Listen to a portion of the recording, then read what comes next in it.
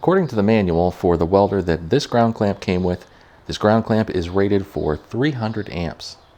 Just for fun, let's push a couple hundred amps through it for a few minutes and see how it does.